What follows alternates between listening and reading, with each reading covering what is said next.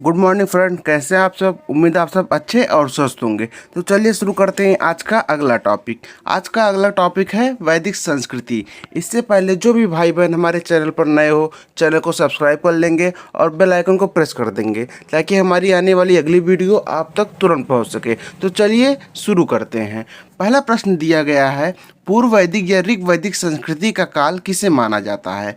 Option A 1500 ईसा पूर्व से 1000 ईसा पूर्व का काल, ऑप्शन बी 1000 ईसा पूर्व से 600 ईसा पूर्व का काल, ऑप्शन सी 600 ईसा पूर्व से 600 ईस्वी तक का काल, या फिर ऑप्शन डी इनमें से कोई नहीं। तो इसका राइट आंसर हो जाएगा ऑप्शन ए 1500 ईसा पूर्व से 1000 ईसा पूर्व का काल ही पूर्व वैदिक या ऋग वैदिक संस्कृति का काल कहा जाता है।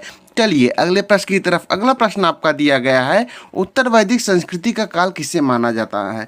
तो उत्तर वैदिक संस्कृति का काल किसे कहा जाता है। ऑप्शन ए 1500 ईसा पूर्व से 1000 ईसा पूर्व का काल, ऑप्शन बी 1000 ईसा पूर्व से 600 ईसा पूर्व का काल, ऑप्शन सी 600 ईसा पूर्व से 600 ईस्वी तक का काल, या फिर ऑप्शन डी इनमें से कोई नहीं। तो इसका राइट आंसर हो जाएगा ऑप्शन बी 1000 ईसा पूर्व से 600 ईस्वी पूर्व का काल ही उत्तर वैदिक संस्कृति का काल कहा जाता है। चलिए अगले प्रश्न की तरफ। अगला प्रश्न आपका दिया गया है, आर्य शब्द का शाब्दिक अर्थ क्या है। ऑप्शन ए वीर या योद्धा, ऑप्शन बी श्रेष्ठ या कुलीन, ऑप्शन सी यज्ञकर्ता या पुरोहित, या फिर ऑप्शन डी विद्वान। तो इसका राइट आंसर हो जाएगा ऑप्शन बी श्रेष्ठ या कुलीन आर्य शब्द को ही शाब्दिक अर्थ है। आर्य शब्द का जो शाब्दिक अर्थ है श्रेष्ठ या कुलीन है। चलिए अगले प्रश्न की तरफ। अगला प्रश्न आपका दिया गया है, प्रारंभिक आर्यों के बारे में निम्न कथनों में से कौन सा सही नहीं है। प्रारंभिक आर्यों के बारे में क्या सही नहीं है यह पूछा गया है। ऑप्शन ए वे संस्कृत बोलने वाले थे, ऑप्शन बी वे घुड़सवारी किया करते थे, ऑप्शन डी वे कई झुंडों में भारत पहुँचे, या फिर ऑप्शन डी वे मुख्यतः नगरों में निवास करते थे। तो option D is the right answer. वे मुख्यतः नगरों में निवास करते थे, यही सही नहीं है। चलिए अगले प्रश्न की तरफ। अगला प्रश्न आपका क्या दिया गया है। दिया गया है कि इनमें से किस फसल का ज्ञान वैदिक काल के लोगों को नहीं था। तो कौन सी ऐसी फसल थी जिनका ज्ञान वैदिक काल के लोगों को नहीं था। ऑप्शन ए जौ, ऑप्शन बी गेहूं, ऑप्शन सी चावल, या फिर ऑप्शन डी तंबाकू। तो इसका राइट आंसर हो जाएगा ऑप्शन डी तंबाकू का ज्ञान वैदिक काल के लोगों को नहीं था। चलिए अगले प्रश्न की तरफ चलते हैं। अगला प्रश्न आपका दिया गया है, उत्तर वैदिक काल के वेद विरोधी और ब्राह्मण विरोधी धार्मिक अध्यापकों को किस नाम से जाना जाता था। जो उत्तर वैदिक काल के वेद विरोधी और ब्राह्मण विरोधी अध्यापक थे उनको किस नाम से जाना जाता था। चलिए ऑप्शन देखते हैं। ऑप्शन ए दिया गया है यजमान, ऑप्शन बी दिया गया है श्रमण, ऑप्शन सी दिया गया है अथर्वन, या फिर ऑप्शन डी दिया गया है श्रेष्ठीन। तो इसका राइट आंसर हो जाएगा ऑप्शन बी श्रमण। जो उत्तर वैदिक काल के वेद विरोधी और ब्राह्मण विरोधी धार्मिक अध्यापक थे उनको श्रमण कहा जाता था। तो चलिए अगले प्रश्न की तरफ। अगला प्रश्न आपका दिया गया है, वैदिक गणित का महत्वपूर्ण अंग क्या है। वैदिक गणित के महत्वपूर्ण अंग को पूछा गया है। चलिए option A Shatapatha Brahmana, option B Atharvaveda, option C Shulba Sutra, या फिर ऑप्शन डी छांदोग्य उपनिषद। तो इसका राइट आंसर हो जाएगा ऑप्शन सी शूल सूत्र ही वैदिक काल का महत्वपूर्ण अंग है। चलिए अगले प्रश्न की तरफ। अगला प्रश्न आपका दिया गया है, किस वेद में प्राचीन वैदिक युग की संस्कृति के बारे में सूचना दी गई। तो कौन सा ऐसा वेद था जिसमें प्राचीन वैदिक युग की संस्कृति के बारे में बताया गया। Option A Rigveda, option B Yajurveda, option C Atharvaveda, या फिर ऑप्शन डी सामवेद। तो इसका राइट आंसर हो जाएगा ऑप्शन ए ऋग्वेद में ही प्राचीन युग की संस्कृति के बारे में सूचना दी गई थी। चलिए अगले प्रश्न की तरफ। अगला प्रश्न आपका दिया गया है, निम्नलिखित में से उत्तर वैदिक काल में लिखे गए ग्रंथों का सही क्रम क्या है। जो उत्तर वैदिक काल में ग्रंथ लिखे गए थे उनका सही क्रम क्या है ये पूछा गया है। ऑप्शन ए पहले वेद, फिर ब्राह्मण, फिर आरण्यक, या फिर उपनिषद, या फिर ऑप्शन बी पहले वेद लिखे गए, फिर उपनिषद लिखे गए, फिर ब्राह्मण लिखे गए, फिर आरण्यक ग्रंथ लिखे गए, या फिर ऑप्शन सी पहले उपनिषद ग्रंथ लिखे गए, फिर वेद ग्रंथ लिखे गए, फिर ब्राह्मण लिखे गए, या फिर आरण्यक लिखे गए, या फिर ऑप्शन डी पहले वेद आए, फिर आरण्यक आए, फिर ब्राह्मण लिखे गए, या फिर अपने उपनिषद लिखे गए। तो इसका राइट आंसर हो जाएगा ऑप्शन ए। जो उत्तर वैदिक काल में लिखे गए ग्रंथ थे उनका सही क्रम था, पहले वेद लिखे गए, फिर ब्राह्मण लिखे गए, फिर आर्यक लिखे गए, फिर उपनिषद ग्रंथ आए। तो चलिए अगले प्रश्न की तरफ। अगला प्रश्न आपका दिया गया है कि वेदों की संख्या कितनी है। Option A 2, option B 3, option C 4 या फिर ऑप्शन डी 5। तो वेदों की संख्या है 4। Option C is the right answer हो जाएगा। तो वेद कौन कौन से थे? जो चारों वेद हैं वो ऋग्वेद हैं, दूसरा यजुर्वेद, तीसरा सामवेद और चौथा अथर्ववेद। तो चलिए अगले प्रश्न की तरफ। अगला प्रश्न आपका दिया गया है कि कौन से वेद संयुक्त रूप से त्रयी या वेद त्रयी कहलाते हैं। तो त्रयी या वेद त्रयी वेद कौन कौन से, ये पूछा गया है। ऑप्शन ए ऋग्वेद, यजुर्वेद और सामवेद, ऑप्शन बी ऋग्वेद, यजुर्वेद और अथर्ववेद, ऑप्शन सी ऋग्वेद, सामवेद और अथर्ववेद, या फिर ऑप्शन डी यजुर्वेद, सामवेद और अथर्ववेद। तो जो त्रयी या वेद त्रयी वेद हैं वो हैं ऋग्वेद, यजुर्वेद और सामवेद। तो option A is the right answer. चलिए अगले प्रश्न की तरफ। अगला प्रश्न आपका दिया गया है भारत के राज्य चिन्ह में प्रयुक्त होने वाला सत्यमेव जयते, जो प्रयुक्त होने वाला शब्द सत्यमेव जयते है वो किस उपनिषद से लिया गया है।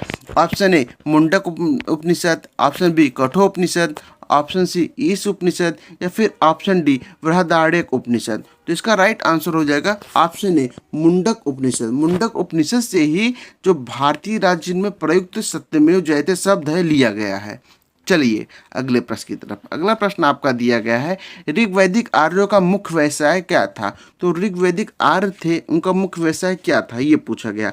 ऑप्शन ए कृषि, ऑप्शन बी पशुपालन, ऑप्शन सी शिक्षा या फिर ऑप्शन डी व्यवसाय। तो इसका राइट आंसर हो जाएगा ऑप्शन बी पशुपालन। ऋग्वैदिक आर्यों का जो मुख्य व्यवसाय था वो पशुपालन था। चलिए अगले प्रश्न की तरफ। अगला प्रश्न आपका दिया गया है भारतीय संगीत का आदि ग्रंथ कहा जाता है। तो भारतीय संगीत का आदि ग्रंथ क्या है।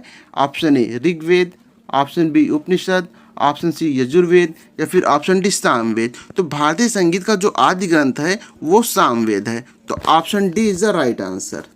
चलिए अगले प्रश्न की तरफ चलते हैं। अगला प्रश्न आपका क्या दिया गया है कि प्रथम विधि निर्माता कौन थे। Option A Manu, option B Chanakya, option C Chandragupta या फिर ऑप्शन डी सेल्यूकस। तो इसका राइट आंसर हो जाएगा ऑप्शन ए मनु। मनु ही प्रथम विधि निर्माता थे। चलिए अगले प्रश्न की तरफ। अगला प्रश्न आपका दिया गया है कृष्ण भक्ति का प्रथम और प्रधान ग्रंथ क्या है। Option A Mahabharata, option B Shrimad Bhagavad Gita, option C Geet Govind या फिर ऑप्शन डी इनमें से कोई नहीं।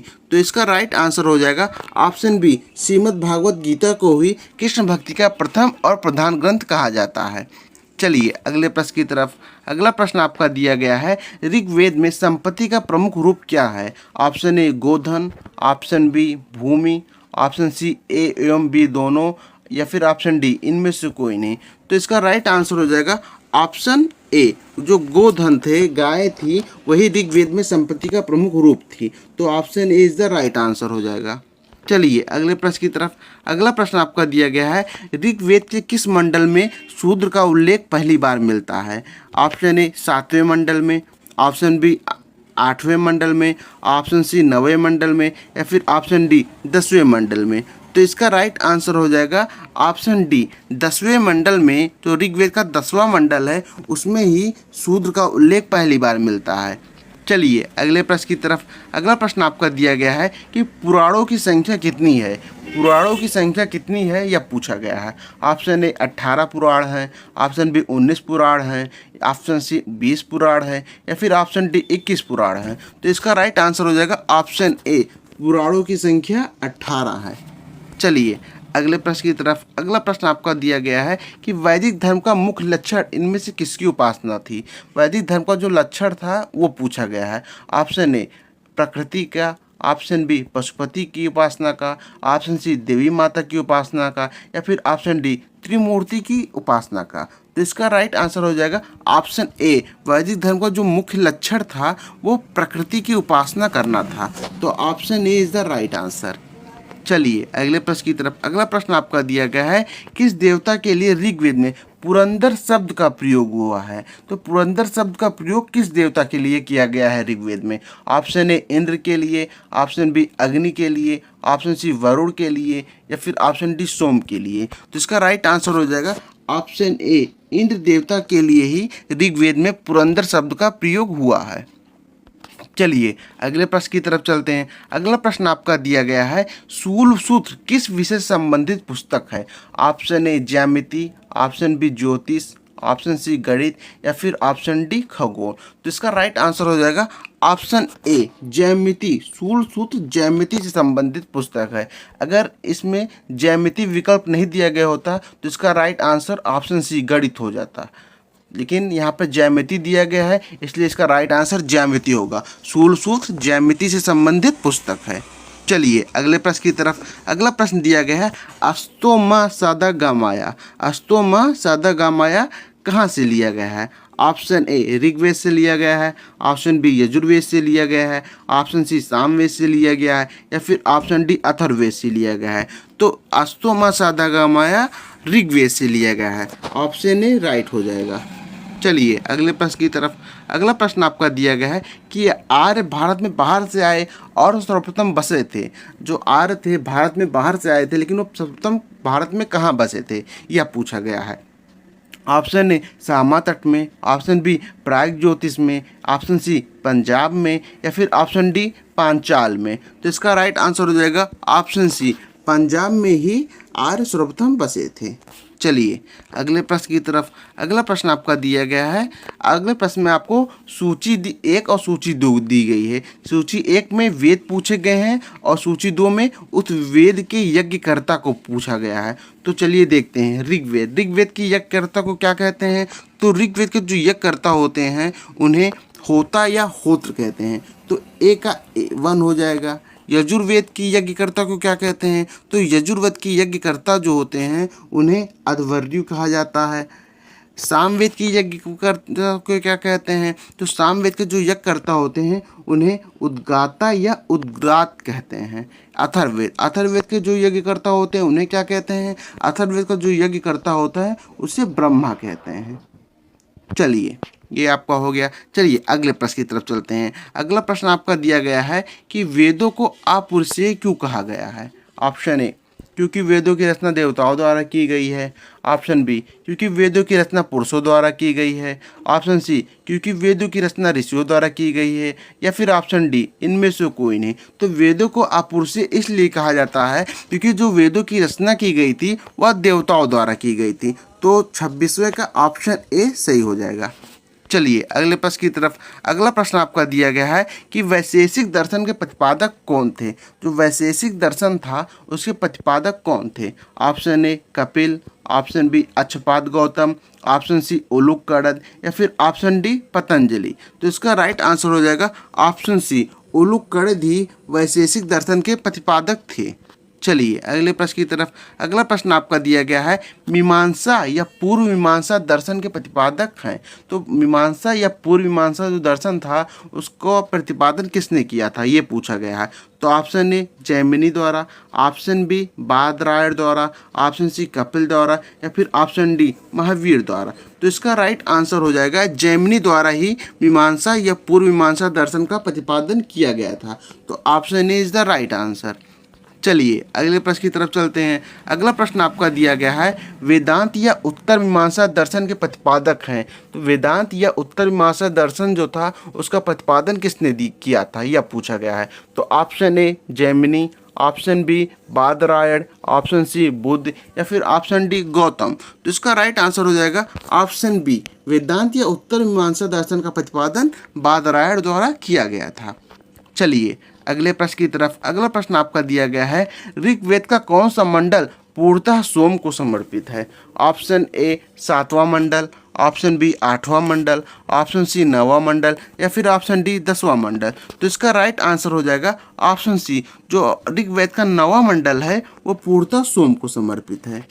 चलिए अगले प्रश्न की तरफ। अगला प्रश्न आपका दिया गया है, प्रसिद्ध 10 राजाओं का युद्ध दसराज युद्ध किस नदी के तट पर लड़ा गया था? ऑप्शन ए गंगा नदी के तट पर, ऑप्शन बी ब्रह्मपुत्र नदी के तट पर, ऑप्शन सी कावेरी नदी के तट पर या फिर ऑप्शन डी परशुड़ी नदी के तट पर। तो 10 राजाओं का जो युद्ध हुआ था, दसराज युद्ध जिसे कहा जाता है, ये लड़ा गया था परशुड़ी नदी के तट पर, जिसका आधुनिक नाम रावी नदी है। तो 31वें का आंसर ऑप्शन डी हो जाएगा। प्रश्नोदी नदी के तट पर ही दशराज युद्ध लड़ा गया था। चलिए अगले प्रश्न की तरफ। अगला प्रश्न आपका दिया गया है कि धर्मशास्त्रों में भू राजस्व की दर क्या थी, यह पूछा गया है। तो धर्मशास्त्रों में जो भू राजस्व थे वह क्या था? Option A 1/3, option B 1/4, option C 1/6 या फिर ऑप्शन डी 1/8। तो इसका राइट आंसर हो जाएगा ऑप्शन सी। जो भू राजस्व की दर थी धर्मशास्त्र में वह 1/6 थी। चलिए अगले प्रश्न की तरफ। अगला प्रश्न आपका दिया गया है 800 ईसा पूर्व से 600 ईसा पूर्व का काल किस युग से जुड़ा हुआ है? तो काल के बारे में बात की गई है। 800 से 600 ईसा पूर्व का काल पूछा गया है। ऑप्शन ए ब्राह्मण युग से जुड़ा हुआ है, ऑप्शन बी सूत्र युग से जुड़ा हुआ है, ऑप्शन सी रामायण युग से जुड़ा हुआ है या फिर ऑप्शन डी महाभारत युग से जुड़ा हुआ है। तो इसका राइट आंसर हो जाएगा ऑप्शन ए। जो 800 ईसा पूर्व से 600 ईसा पूर्व का काल है ये ब्राह्मण युग से जुड़ा हुआ है। चलिए अगले प्रश्न की तरफ। अगला प्रश्न आपका दिया गया है किस काल में अछूत की अवधारणा स्पष्ट रूप से उदित हुई थी? जो अछूत थे उनकी अवधारणा किस समय स्पष्ट रूप से उदित हुई थी? ऑप्शन ए ऋग्वैदिक काल में, ऑप्शन बी उत्तर वैदिक काल में, ऑप्शन सी उत्तर गुप्त काल में या फिर ऑप्शन डी धर्मशास्त्र के काल में। तो इसका राइट आंसर हो जाएगा ऑप्शन डी। धर्मशास्त्र के काल में ही अछूत की अवधारणा उदित हुई थी। तो option D is the right answer. चलिए अगले प्रश्न की तरफ। अगला प्रश्न आपका दिया गया है एशिया माइनर स्थित बोगाज कोई का महत्व इसलिए है क्यों है इसका महत्व? Option A. चलिए वो जो अभिलेख प्राप्त हुए उनमें 4 वैदिक देवताओं इंद्र, वरुण, मित्र, नासत्य का उल्लेख मिलता है। ऑप्शन बी मध्य एशिया व तिब्बत के बीच एक महत्वपूर्ण व्यापारिक केंद्र था। ऑप्शन सी वेद के मूल ग्रंथ की रचना यहीं हुई थी या फिर ऑप्शन डी इनमें से कोई नहीं। तो एशिया माइनर स्थित जो बोगाज कोई है इसका महत्व इसलिए है क्योंकि वहाँ पर जो अभिलेख प्राप्त हुए थे उनमें 4 वैदिक देवताओं इंद्र, वरुण, मित्र, नासत्य का उल्लेख मिलता है। तो option A is the right answer. चलिए अगले प्रश्न की तरफ। अगला प्रश्न आपका दिया गया है गायत्री मंत्र जो देवी सावित्री को संबोधित है तो किस पुस्तक में मिलता है? तो गायत्री मंत्र का उल्लेख किस पुस्तक में किया गया है? ऑप्शन ए ऋग्वेद में, ऑप्शन बी यजुर्वेद में, ऑप्शन सी उपनिषद में या फिर ऑप्शन डी भगवद गीता में। तो गायत्री मंत्र का उल्लेख जहाँ से मिलता है वो ऋग्वेद से मिलता है। तो option A is the right answer. चलिए अगले प्रश्न की तरफ। अगला प्रश्न आपका दिया गया है न्याय दर्शन को प्रचारित किया था या न्याय दर्शन का प्रतिपादन किसने किया था? ऑप्शन ए चावार्क ने, ऑप्शन बी गौतम ने, ऑप्शन सी कपिल ने या फिर ऑप्शन डी जैमिनी ने। तो न्याय दर्शन का जो प्रचारित या प्रतिपादन था वो गौतम ने किया था। तो option B is the right answer. चलिए अगले प्रश्न की तरफ चलते हैं। अगला प्रश्न आपका दिया गया है प्राचीन भारत में निष्क से जाने जाते थे। तो प्राचीन भारत में निष्क से क्या जाना जाता था यह पूछा गया है। चलिए ऑप्शन देखते हैं। ऑप्शन ए दिया गया स्वर्ण आभूषणों को जाना जाता था, ऑप्शन बी गायों को जाना जाता था, ऑप्शन सी तांबे के सिक्कों को जाना जाता था या फिर ऑप्शन डी चांदी के सिक्कों को जाना जाता था। तो प्राचीन भारत में जो निष्क के नाम से जाने जाते थे वह स्वर्ण आभूषण थे। तो option A is the right answer हो जाएगा। चलिए अगले प्रश्न की तरफ। अगला प्रश्न आपका दिया गया है कि योग दर्शन के प्रतिपादक हैं। योग दर्शन के प्रतिपादक पूछा गया कि योग दर्शन के प्रतिपादक कौन थे? ऑप्शन ए पतंजलि थे, ऑप्शन बी गौतम थे, ऑप्शन सी जैमिनी थे या फिर ऑप्शन डी शंकराचार्य थे। तो योग दर्शन का जो प्रतिपादन किया था वो किए थे पतंजलि ने। तो option A is the right answer हो जाएगा। चलिए अगले प्रश्न की तरफ। अगला प्रश्न आपका दिया गया है कि उपनिषद पुस्तकें हैं। तो उपनिषद पुस्तकें क्या हैं यह पूछा गया है। ऑप्शन है धर्म पर, अर्थात उपनिषद पुस्तकें किस पर आधारित हैं? ऑप्शन ए धर्म पर आधारित है, ऑप्शन बी योग पर आधारित है, ऑप्शन सी विधि पर आधारित है या फिर ऑप्शन डी दर्शन पर आधारित है। तो जो उपनिषद पुस्तकें हैं वो दर्शन पर आधारित हैं। तो option D is the right answer हो जाएगा। चलिए अगले प्रश्न की तरफ। अगला प्रश्न आपका दिया गया है सूचियां दी गई हैं जिनमें वेद और उनसे जो स्रोत प्राप्त हुए हैं वो पूछा गया है। तो चलिए देखते हैं किससे क्या प्राप्त हुआ है। ऋग्वेद से क्या प्राप्त हुआ है? संगीत में स्रोत प्राप्त हुए हैं कि स्रोत एवं कर्मकांड प्राप्त हुए हैं कि तंत्र मंत्र एवं वशीकरण प्राप्त हुआ है कि स्रोत एवं प्रार्थनाएं प्राप्त। तो जो ऋग्वेद है ऋग्वेद से हमें स्रोत एवं प्रार्थनाएं प्राप्त हैं। तो ए का 4 हो जाएगा। चलिए यजुर्वेद से देखते हैं, यजुर्वेद से हमको क्या प्राप्त है। तो यजुर्वेद से संगीत में स्रोत प्राप्त है कि स्रोत एवं कर्मकांड प्राप्त है कि तंत्र मंत्र एवं वशीकरण प्राप्त है, क्या प्राप्त है। तो यजुर्वेद से हमें प्राप्त है तंत्र मंत्र एवं वशीकरण। तो बी का हो जाएगा 3। सामवेद से हमें क्या प्राप्त है। तो सामवेद से हमें संगीत में स्रोत प्राप्त है। अथर्ववेद से हमको क्या प्राप्त है। तो अथर्ववेद से हमें प्राप्त है स्रोत एवं कर्मकांड। तो डी का 2 हो जाएगा। चलिए अगले प्रश्न की तरफ। अगला प्रश्न आपका दिया गया है, आरंभिक वैदिक साहित्य में सर्वाधिक वर्णित नदी थी। तो आरंभिक वैदिक साहित्य में सर्वाधिक वर्णित नदी क्या कौन सी थी, यह पूछा गया है। ऑप्शन ए सिंधु नदी थी, ऑप्शन बी सतुद्दी नदी थी, ऑप्शन सी सरस्वती नदी थी, या फिर ऑप्शन डी गंगा नदी थी। तो क्या फेमस था। तो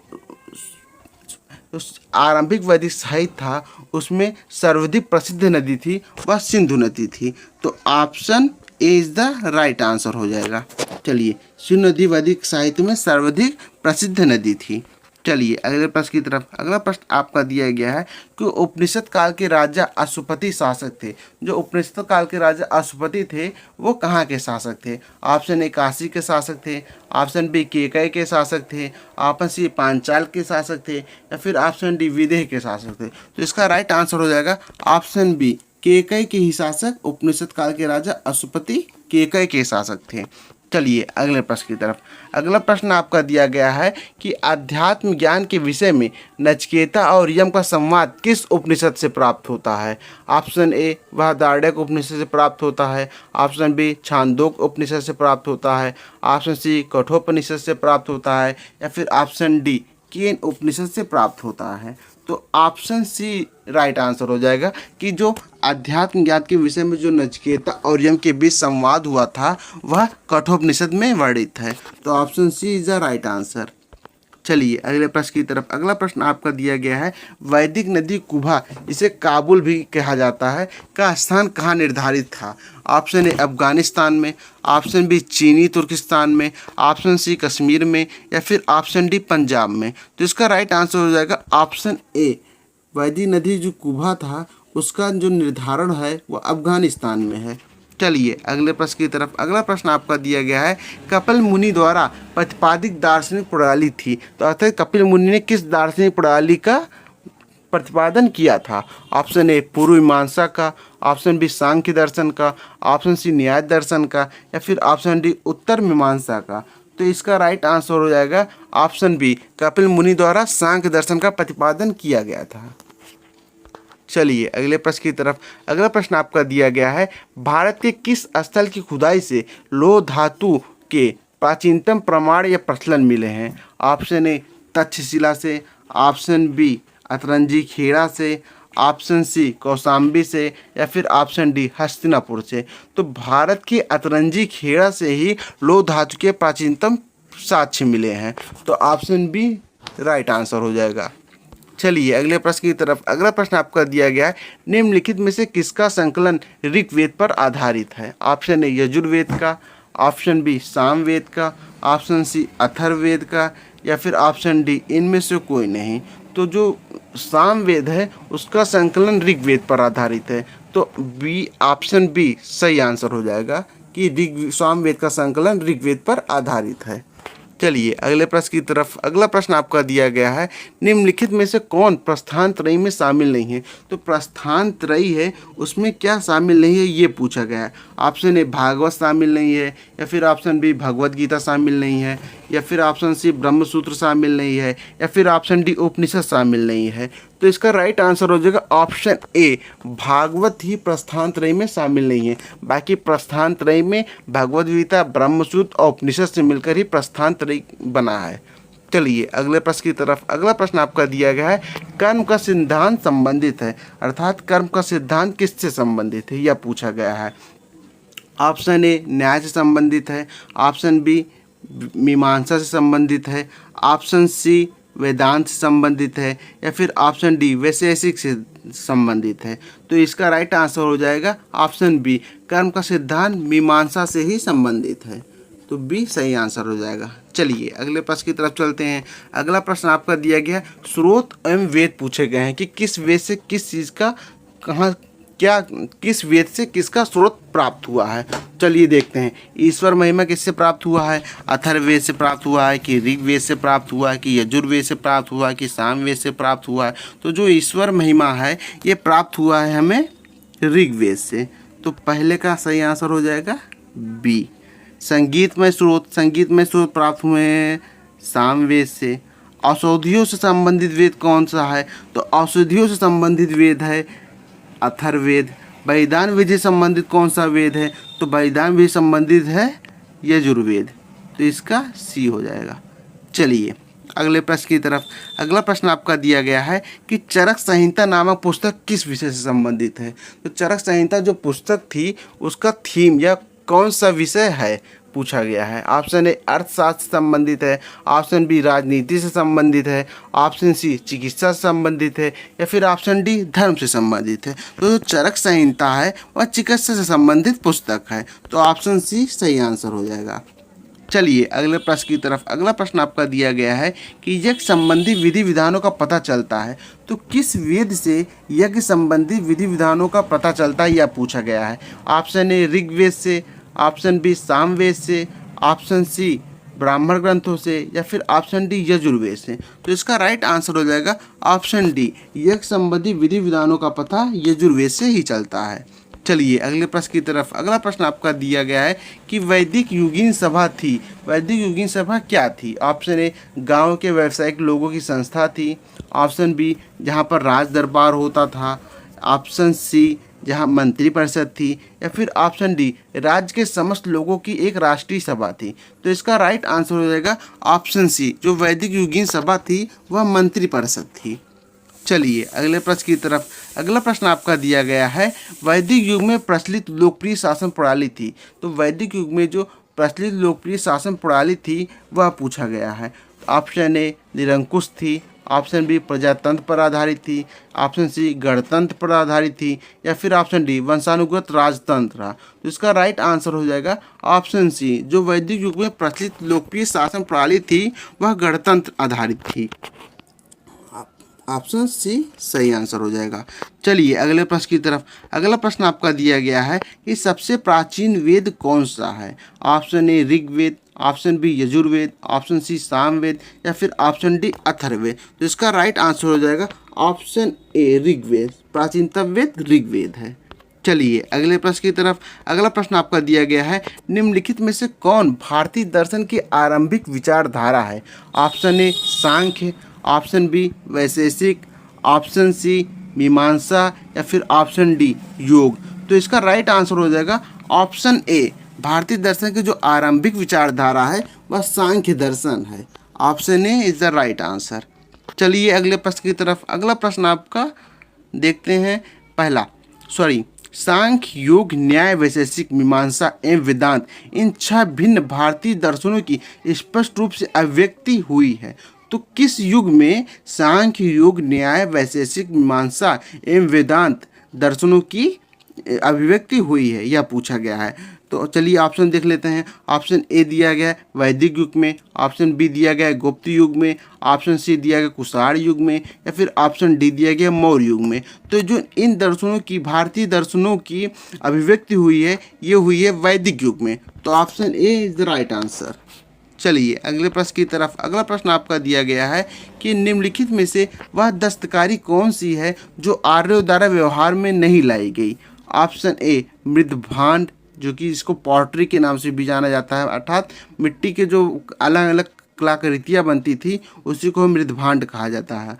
चलिए ऑप्शन बी आभूषण, ऑप्शन सी बढ़ईगिरी जिसे काष्ठकारिता भी कहते हैं, लकड़ी का जो वस्तुएं बनती है, ऑप्शन डी लोहार जो कि लोहे का सामान बनाता है जिसे लोहारगिरी भी कहते हैं। तो इसका राइट आंसर हो जाएगा ऑप्शन डी, लोहारगिरी ही दस्तकारी ऐसी थी जो आर्यों द्वारा व्यवहार में नहीं लाई गई थी। तो option D is the right answer. चलिए अगले प्रश्न की तरफ। ये आपका इस सीरीज का आखिरी भी प्रश्न है, तो चलिए देखते हैं। इसके बाद एक पार्ट इसका और आएगा जो कि महत्वपूर्ण प्रश्नों का ही संग्रह है, जिसमें प्रत्येक परीक्षाओं में जो चाहे पीसीएस का ले लीजिए, चाहे बीपीएससी का ले लीजिए, चाहे सीजीएल या एसएससी का ले लीजिए, एसएससी का कोई भी एग्जाम ले लीजिए, उसमें अधिकतर पूछे जाते हैं इन सब प्रश्नों को। तो चलिए इसको भी देख लेते हैं। उपवेद दिया गया, उनसे संबंधित वेद पूछा गया है। ये कौन सा उपवेद किस वेद से संबंधित है? चलिए देख लेते हैं। आयुर्वेद, आयुर्वेद किससे संबंधित है? चलिए आयुर्वेद संबंधित है ऋग्वेद से, तो इसका राइट हो जाएगा आयुर्वेद ऋग्वेद। धनुर्वेद किससे संबंधित है? तो धनुर्वेद संबंधित है यजुर्वेद से, धनुर्वेद का यजुर्वेद हो जाएगा। गंधर्ववेद किससे संबंधित? तो गंधर्ववेद संबंधित है सामवेद से, तो सी का 3 हो जाएगा। शिल्पवेद या अर्थशास्त्र ये किससे संबंधित है?